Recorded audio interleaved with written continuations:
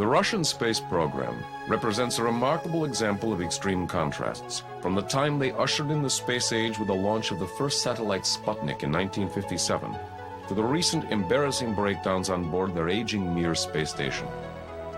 The space program that once changed the very course of history, propelling the world into the greatest era of discovery and achievement ever known, has now spiraled down into a state of disarray and disrepair as a result of Russia's economic downfall. This is the story of the rise and fall of the once mighty Russian space program.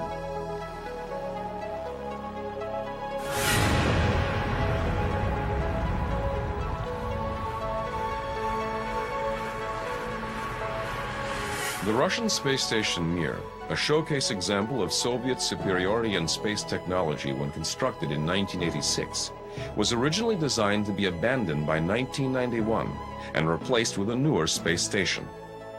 With the collapse of communism, the breakup of the Soviet Union, and the ensuing economic depression in Russia, the space station was forced to remain in service many years beyond its designed lifespan.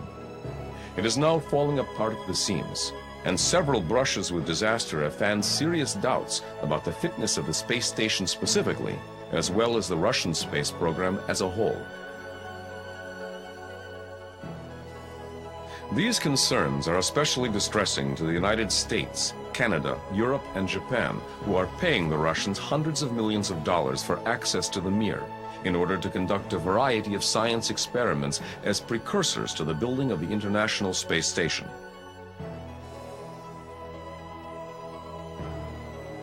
The United States and several other countries have formed an uneasy partnership with Russia to build the new space station by the early 21st century. The American Space Agency NASA is spearheading the design and construction of what will be the greatest cooperative undertaking in the history of humanity.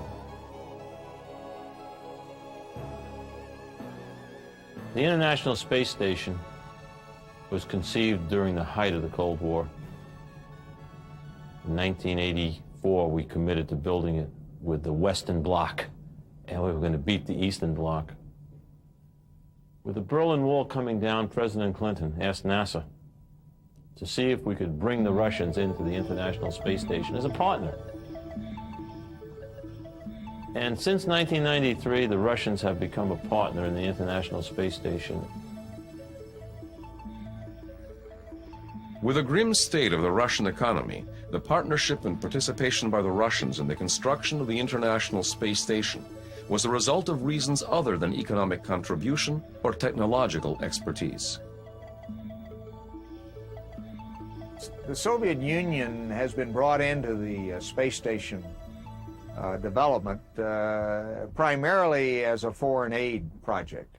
For very real and reasons, people are concerned about keeping the scientists and engineers of the Soviet Union employed in peaceful activities rather than possibly many of them going to the highest bidder for not so peaceful activities, particularly in the more terrorist-oriented states of the world, where they could contribute to the development of nuclear and biological chemical weapons.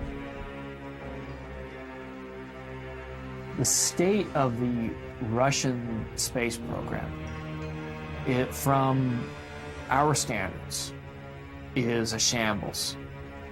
And in some ways, you could look at it as a testimony to the incredible talent of the Russian engineers, scientists, and cosmonauts to even have a space program, that they're able to support Mir. Obviously, the Americans are at the end of their rope for supporting the Mir. Unfortunately, the Russians are approaching the end of the rope themselves, and what the future will hold for Mir and for the space station as a whole. The current condition of the Russian space program is a far cry from the days when the Soviet Union was at the forefront of rocket and space technology, and unlimited funding was at its disposal. The seeds of the Russian space program were planted in the closing days of World War II. At that time, the Germans had developed very advanced technology for building V-2 rockets at a site called Peenemünde. Before they could fully exploit their technological advantage, however, World War II ended in May of 1945. The Soviets were able to acquire many assembled V-2s, plus the necessary blueprints of more promising projects. Several German rocket technicians were brought to Moscow as well. It was from this rubble of the German rocket program that the foundations of the Soviet rocket research programs were built. By the mid-1950s, the Soviet Union's leader, Nikita Khrushchev, recognized the value of space propaganda as a tool of promoting communism. He secretly appointed a leading aviation designer, Sergei Korolev, to head the space program and dedicated a large portion of the country's resources in furtherance of one objective: to beat the Americans in space, thus proving the Soviet Union's superior technology. Korolev was ordered by Khrushchev to put a satellite into space at any cost, regardless of the risk or dangers. With all of the Soviet Union's manpower and resources at Korolev's disposal, he redesigned a military ICBM rocket, exchanging the nuclear payload for a satellite that he believed could be put into orbit. In a move that most experts around the world thought impossible, the Soviet Union became the first nation to successfully launch a satellite into Earth orbit on October 4th, 1957.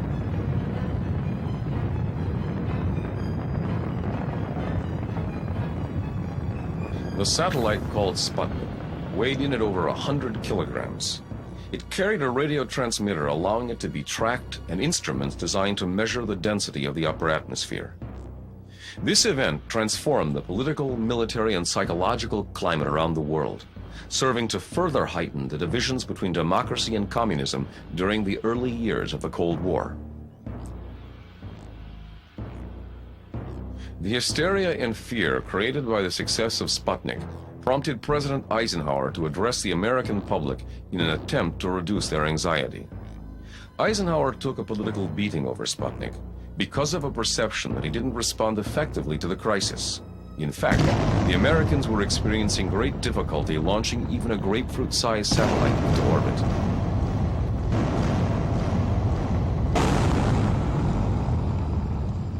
Khrushchev was clearly basking in the limelight, and he couldn't have been more accurate in his assessment that space was a perfect theater to compete with Western democratic countries and promote communist philosophies around the world. Khrushchev had successfully embarrassed the United States and showcased Soviet technological superiority. The environment was very threatening, very challenging, and a sense that the space theater was going to be very, very important to the outcome or the results of the Cold War. And it was viewed as a place where the country of Russia at the time, Soviet Union, could seek to enhance its foreign policy image, its foreign policy image, and its perception around the world as a major power. It was seen as a real area of competition. In the midst of numerous launch failures by the United States, the Soviets put yet another Sputnik in space, and the first one with a passenger, a dog named Laika. Laika survived several days in space before her oxygen supply was exhausted. The Soviets never publicized the fact that Laika was to die in orbit, as re-entry capability had yet to be developed. Finally, on January 31st, 1958, the Americans successfully put their first satellite in orbit designed by German rocket scientist Wernher von Braun. However, Korolev upstaged his rival once again with the launching of a third Sputnik weighing over a ton, as well as sending 2 probes to photograph and explore the moon. The Soviets were way out in front in the race for space domination. Korolev and his space program were ordered to work so quickly to develop space technology that few safety measures could be taken in order to accomplish the next giant leap in space accomplishment, namely a manned space mission followed by an eventual lunar landing. Several jet test pilots were secretly chosen to train to be the first men in space and were called cosmonauts. At the time, no one outside the space program knew their names or backgrounds, and the cosmonauts themselves were not even permitted to disclose to their families what they did.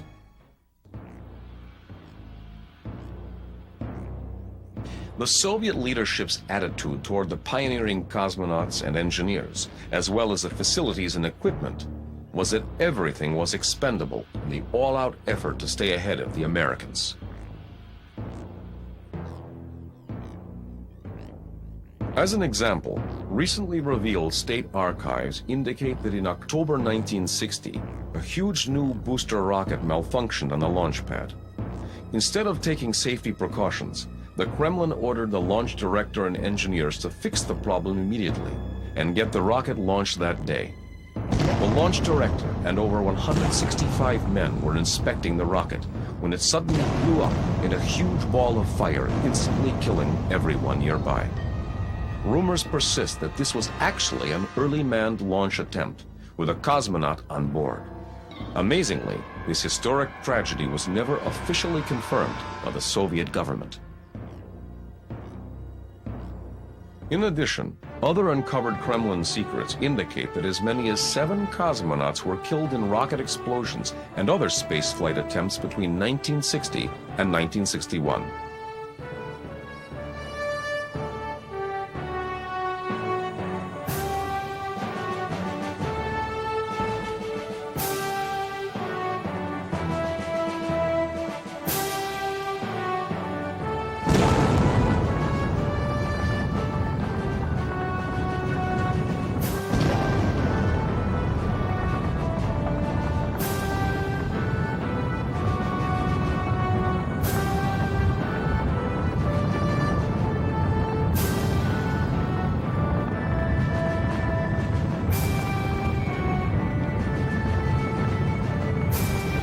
On April 12, 1961, the Soviets created a storm of worldwide excitement when they announced the successful orbit of the first man in space, cosmonaut Yuri Gagarin. Gagarin made a single orbit around the Earth during his flight. His spacecraft was totally manipulated by mission control on Earth. During the flight, Gagarin spent most of his time exploring the experience of weightlessness. Upon re-entry, he exited his capsule at about 3,000 meters and parachuted to safety, a fact not admitted by the Soviets until 1978. Although Gagarin's flight lasted only 108 minutes, it will forever remain one of humankind's greatest achievements. Recently released documents from the state archives at the Kremlin now indicate that Gagarin was not the first cosmonaut to return from space. Another cosmonaut, Vladimir Ilyushin, the son of a famous Soviet aircraft designer, had previously returned from space alive, but in very bad shape. Apparently, the Soviet authorities felt they could not possibly present him to the world as a returning hero in such poor condition. As a result, the Soviet government removed all pictures taken of him and buried details of the flight. The heroic efforts of such a brave cosmonaut were unfortunately never to be publicly honored and were only recently acknowledged. As the Soviet leaders celebrated the successes of their space program, communists worldwide began to feel superior to the Americans. Shortly after Gagarin's flight, they made no secret of their conviction that the first man on the moon would be Soviet. Furthermore, the Soviets threatened to establish nuclear missile launching platforms in orbit around the Earth, as well as military bases on the moon. Soviet leader Nikita Khrushchev even instructed space program officials to prepare plans to paint the entire moon red, so that every democratic nation on Earth would sleep under a red communist moon. There was a sense that America was playing catch-up in space, catch-up with the Soviet Union. So we had an environment of competition in space that was really part of a larger competition that was mostly military and political in nature, and there was a general sense of threat and unease and uncertainty about where this whole thing was going to go. In mid-1961, President John Kennedy, experiencing embarrassing setbacks in the American space program, sought counsel from his closest scientific advisors in order to discover what feat the Americans could beat the Soviets at in space. Kennedy's advisors told him that the Soviets would certainly beat them at all space achievements in the short term. However, the big prize, landing a man on the moon by the close of the decade, could theoretically be accomplished by the Americans first. Kennedy then threw down the gauntlet on that goal, and the race to the moon began in earnest.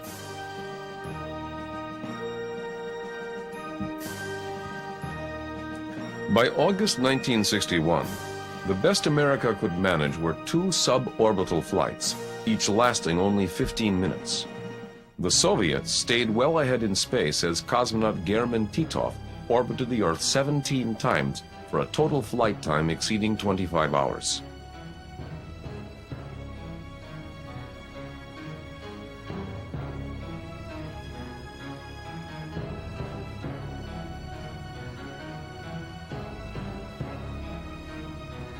The Soviets again topped their achievements in August of 1962, when the flight of Vostok 3 with cosmonaut Andrei Nikolaev met briefly in space with Vostok 4 and cosmonaut Pavel Popovich.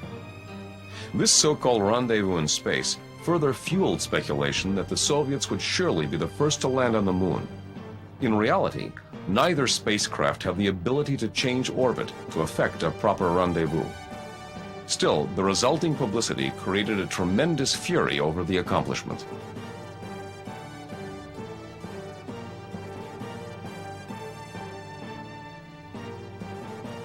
We all knew they were very competent, they were very motivated, and that the resources of that country were totally dedicated to accomplishing the goal, which was to beat us to the moon. So although we weren't, at least I was not aware of it on a day-to-day basis, we were certainly aware of the fact that they were competent and prepared to do whatever it took to win. With Khrushchev in top political form and the Soviet Union riding high on the crest of their space accomplishments, the pressure was on to continue to produce more and more space firsts. In what many have called a publicity stunt designed to further embarrass the United States, the Soviets launched cosmonaut Valentina Tereshkova to orbit the Earth for 3 days in June of 1963. During her flight, she rendezvoused with cosmonaut Valery Bykovsky. At that time, her flight lasted longer than all American astronauts' flight time combined.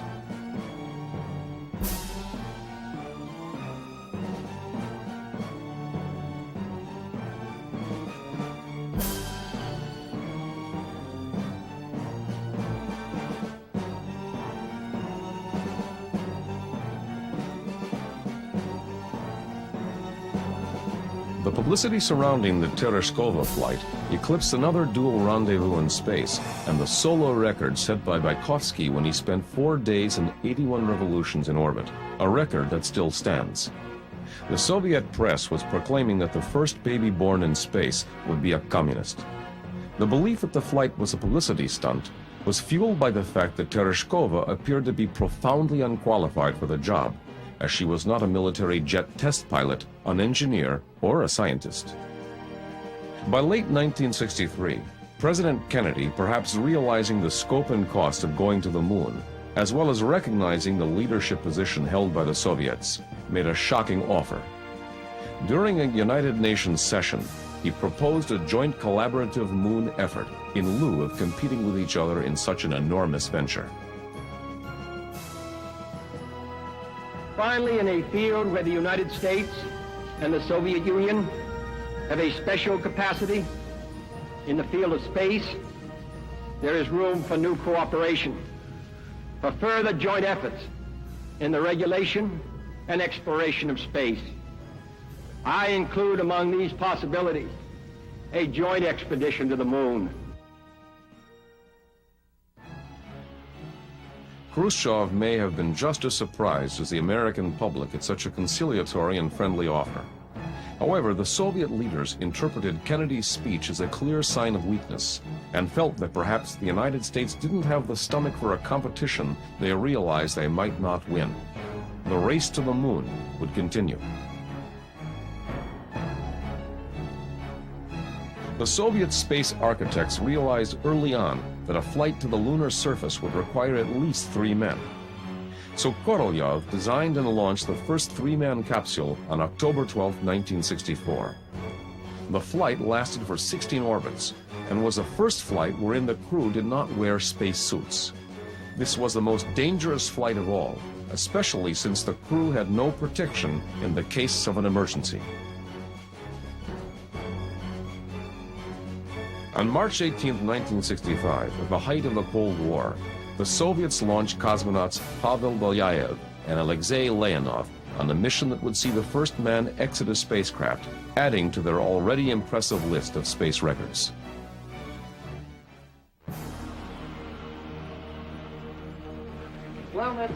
The main objective was to come out into outer space, and in this connection there was the task to test the airlock system, to test the spacesuit, and generally speaking to find out how man would act and react in outer space, to overstep the psychological barrier, which we had no knowledge of, thank goodness.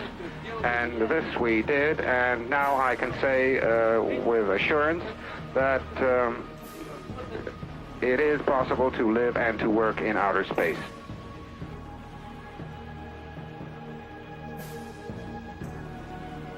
Leonov performed his spacewalk flawlessly, but encountered severe trouble upon attempting to re-enter the capsule. Unfortunately, the effects of outer space and weightlessness had not been taken into account in the design of his spacesuit, which ballooned out and made his return back into the spacecraft nearly impossible. Leonov and the Soviet space program narrowly escaped a tragic and embarrassing incident. Leonov's successful spacewalk put to rest all fears about working in space and whether men could walk on the moon. His flight, however, marked the end of the Soviet Union's overpowering dominance in space.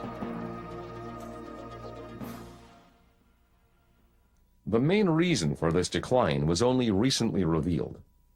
The brilliant leader of the Soviet space program, Sergei Korolev, died suddenly in January 1966, leaving no one at the helm with either the design brilliance or political savvy to acquire funding and construct spacecraft needed for a moon landing effort. In addition, after Khrushchev's so-called retirement from Soviet politics in 1964, the leadership in the Kremlin under Leonid Brezhnev proved to be much less visionary and aggressive in space and became less confrontational with the Americans. The first sign of serious trouble in the Soviet space program came after a launch on April 27, 1967, of a test flight of the Soyuz 1, piloted by cosmonaut Sergei Korolev. The spacecraft lost control after a day in space as a result of several mechanical failures and re-entered the atmosphere like a fireball at 500 kilometers per hour. Komarov was killed instantly upon impact, and this tragedy struck a blow to Soviet pride in their record-setting space program. Other problems arose when the giant booster rocket required to get a crew to the moon and back, named N1, also proved to have severe design flaws. Without Korolev's leadership, the Soviet moon effort was doomed. Very few people remember that in parallel with American Apollo program, Soviets attempted to have their own program.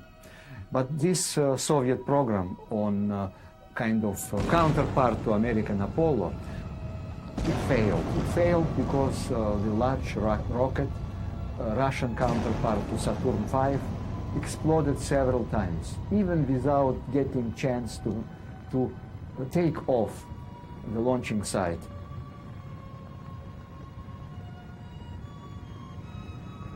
The technological and monetary requirements needed to land a man on the moon finally overwhelmed the Soviets, forcing them to drop out of the space race.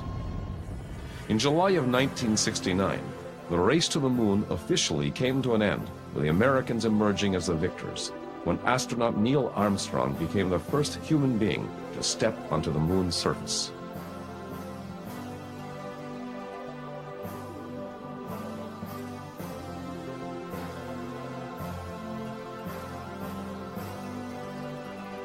The moment Americans landed on the moon and American astronaut left his footprint, the Soviet government decided that the importance, significance of continuing these huge efforts, multi-billion-dollar effort in Soviet Union, just evaporated, and we decided yes. Silently we admitted that we lost the race for the moon. The Soviets, subsequent to the end of the Cold War, not only announced that they did have the objective of going to the moon, they even showed some of the hardware now that you can go over to a museum and see what they had prepared for a lunar landing. So they were prepared, and of course they fired, I shouldn't say fired, but they launched some circumlunar flights of manned vehicles, so we knew darn well what they were trying to do. In parallel, Russians were developing a backup scenario. They learned how to land a small return rocket to the surface of Mars, to the surface of Moon. And then, in parallel with Apollo sample return by American astronauts, Russians had much smaller quantity, but still scientifically important quantity of lunar soil brought back by these return robotic rockets from the moon. For the Russian program, when we beat them to the moon, they took a different direction. And they began to think in terms of long-term missions. They began their exceptional work with space stations. But their program was an end in itself. There was never any pragmatic use for it other than defense. On June 7, 1971, 3 Soviet cosmonauts moved into their first space dwelling, the space station Salyut-1. For nearly 23 days, they engaged in meteorological observations, medical tests, and physical exercise. This near-flawless mission came to a tragic end when an oxygen valve failed to close as the cosmonauts undocked from the Salyut, instantly killing the crew.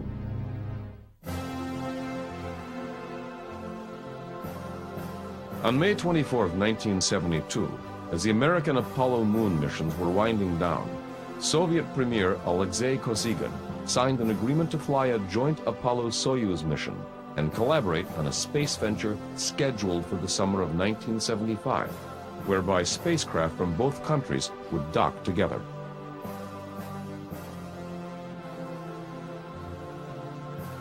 This joint venture allowed the struggling Soviet space program to save face and gain invaluable experience from the Americans.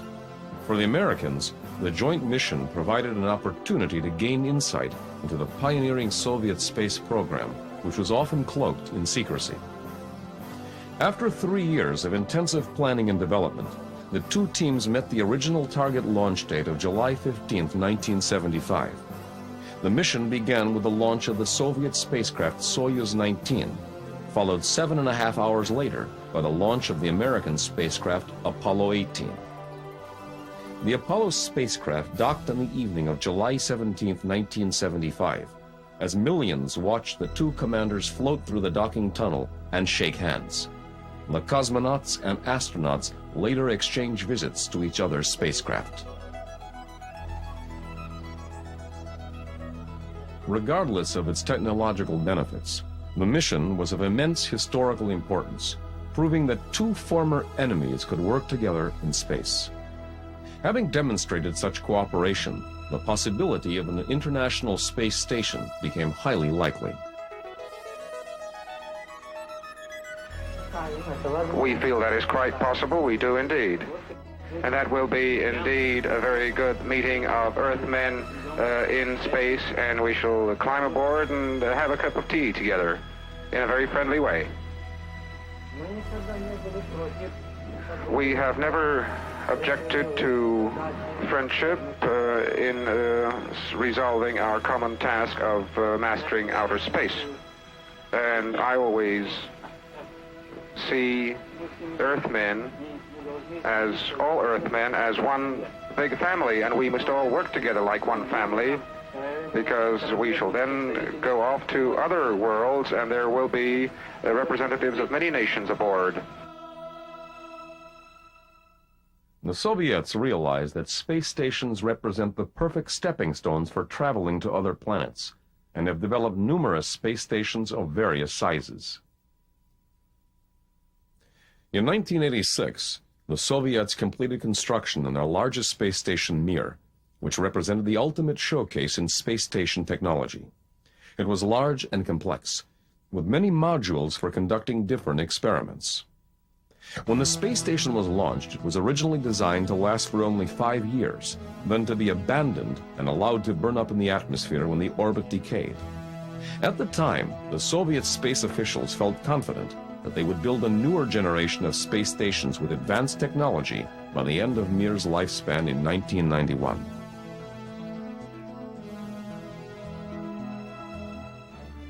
In an attempt to keep pace with the Americans, the Soviets copied the technology of the United States Shuttle spacecraft with striking similarity and called their version Buran. Many Soviet space officials believed that this reusable spacecraft could perfectly complement and service their space stations.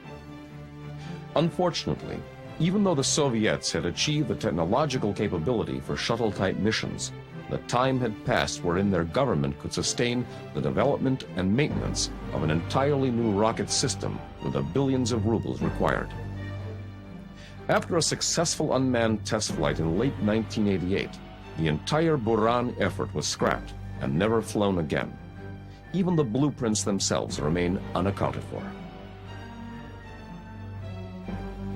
Unfortunately, Russia lost this launcher, this booster, which launched Buran, because it was unable to pay money to support the work, to support even the infrastructure which was built to produce, to manufacture this launcher, and to keep alive launching site.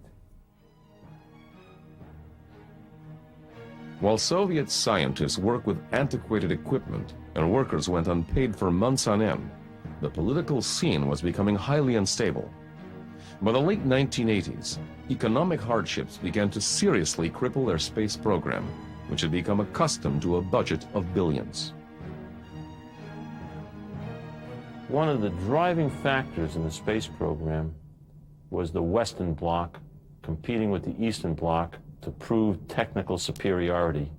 We showed our national will and our macho by having the strongest space program. We beat the Russians to the moon. We wanted to beat the Russians everywhere across the cosmos. But when the Berlin Wall came down, everything changed. At that time, scientists on both sides had a rather naive idea that if there would be no Cold War, we could come together and we will get all the money which were wasted for military budgets of both superpowers.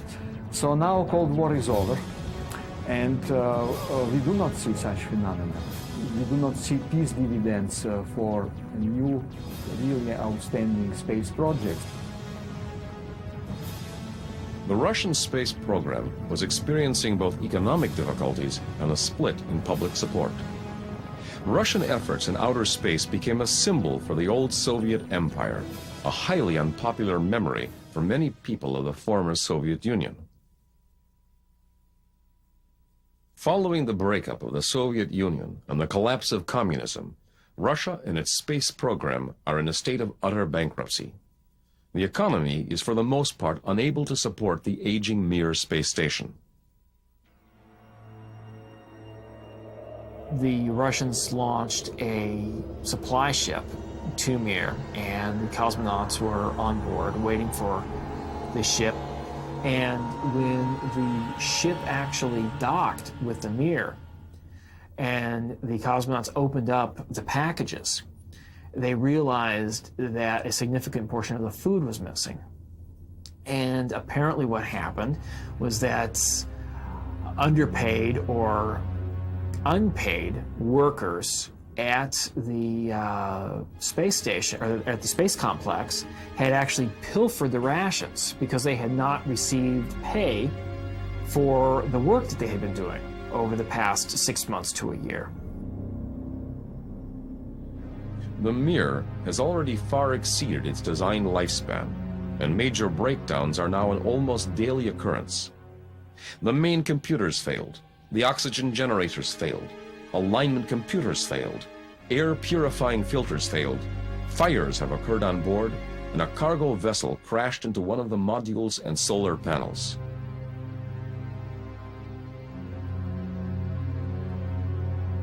I think the biggest lesson is in the perseverance aspect of it all. And I say that now because Russia keeps pulling out tricks out of its hat on how to keep this thing flying. And it's going to get steadily harder, I believe. But it'll be a progressive increase in difficulty to maintain the station. And it will give everybody time to make that reasonable decision when to totally renovate it or to leave it. Perhaps the only reason why Russia maintains the aging Mir is that it is still a source of hundreds of millions of dollars in income from foreign space programs, renting time and space on board.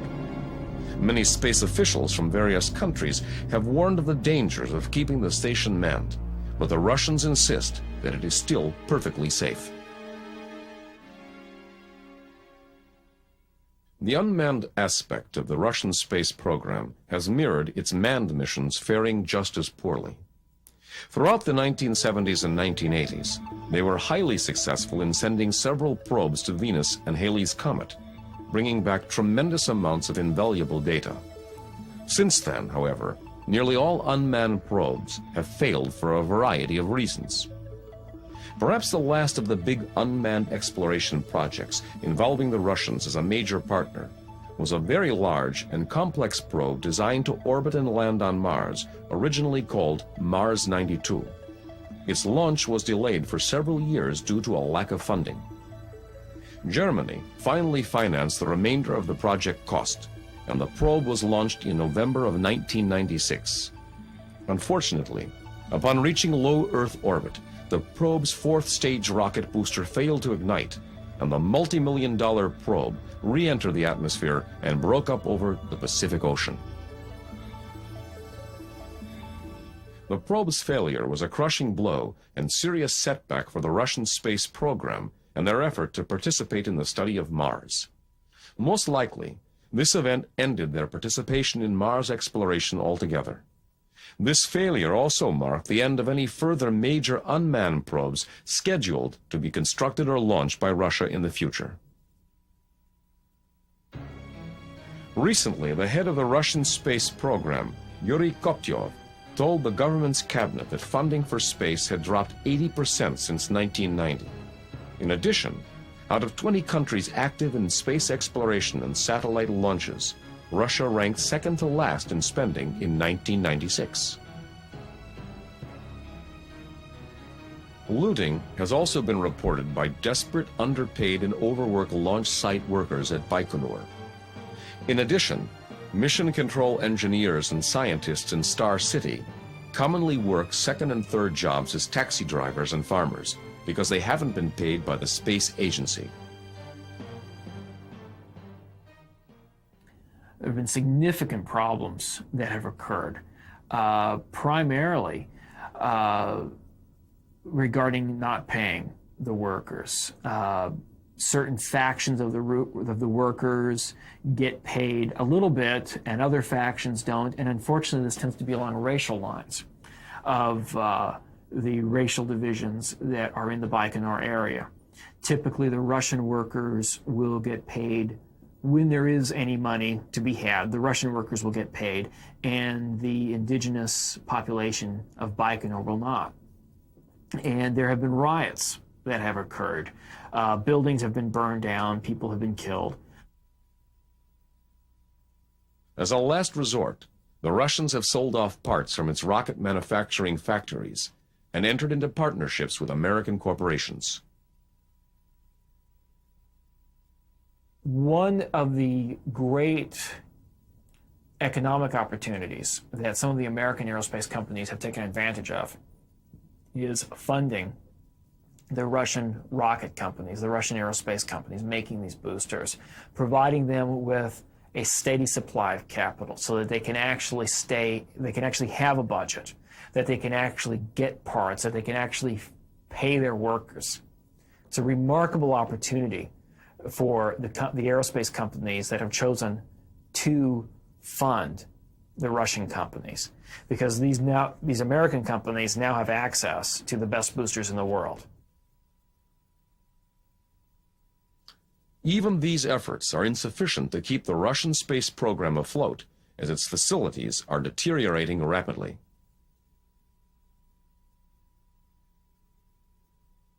Amidst the problems facing the Russians and their space program, it was still felt that bringing them into a partnership in the design and construction of a new international space station was appropriate, given the Russians' experience. Well, I think the storyline is that the human race is starting to emerge as an entity rather than as nations. I mean, in a truly sort of holistic sense. And the details of which nation is doing what will be lost, I think, in history. It will be seen that it's much more human. I think if you went back to the Gagarin time, it will be noticed always that it was Russia that did that. And when you go back to the lunar landing, it will be noticed that America did that. But I think as we move forward, you're seeing the world becoming more international. In 1993, the Russians joined the United States and its international partners in this venture.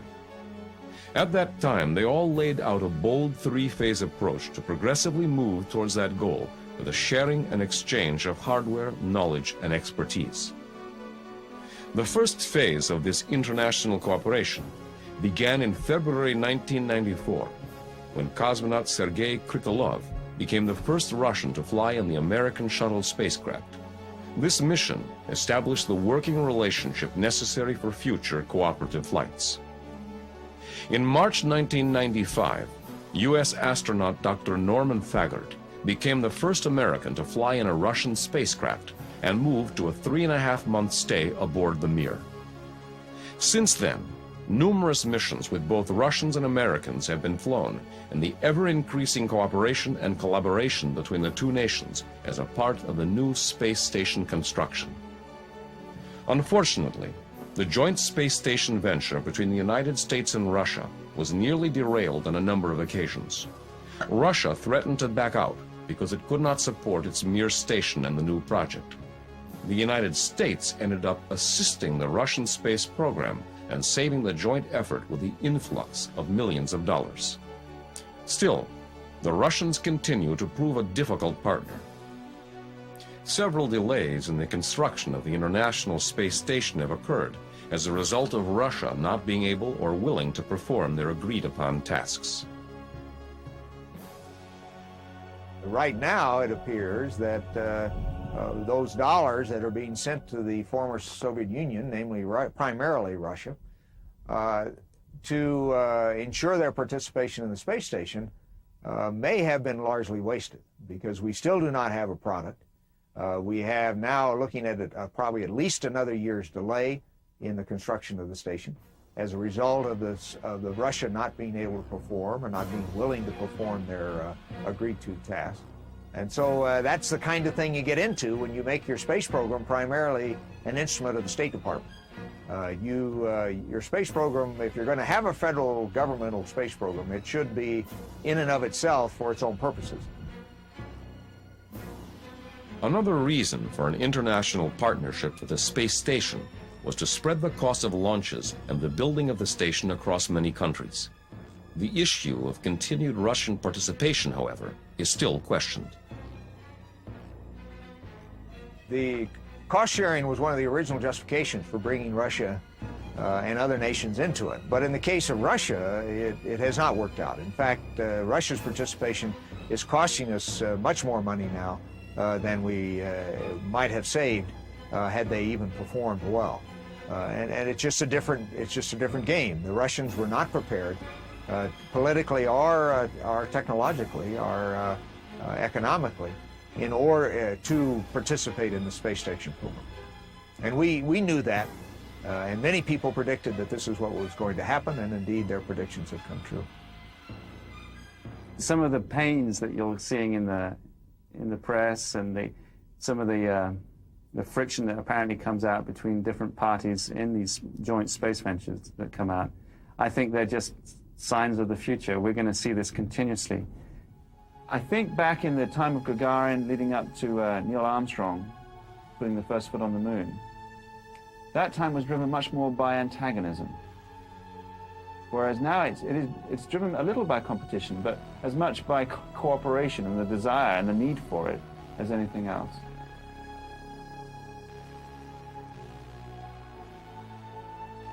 Throughout the early years of space exploration, the Soviet-Russian space program continually dazzled the world with an impressive array of space firsts as they were cheered by millions for their achievements. After the death of Korolev and shackled by the oppressive hands of their communist leaders, Russian scientists never really moved beyond the early triumphs of their space predecessors. Is the program on the verge of extinction, of collapse? Probably is from our perspective, but from the Russian perspective, they will probably be able to keep it going for enough years until somehow enough capital is infused into the country, whether that be from American aerospace companies supporting the Russian aerospace companies in the making of their boosters, or whether that be from another means. That remains to be seen. One of the things I should say that has never ceased to amaze me is every time we think something has really gone wrong in the Russian program, really bad, it hasn't. And we've had many, many false alarms, many scares about things being the end on board the Mir. And indeed, the Mir is an extraordinary spacecraft because it's lived long beyond its design lifetime. But the Russians have incredible ingenuity and resilience in maintaining that space station in a working order. Perhaps the greatest lesson learned from Russia's spectacular early years in space and their dramatic fall in prominence is that discovery and achievement must be coupled with fiscal responsibility and commercial viability. This pragmatic approach must be considered if continued space exploration and future missions are to thrive and allow space programs worldwide to exist into the next millennium.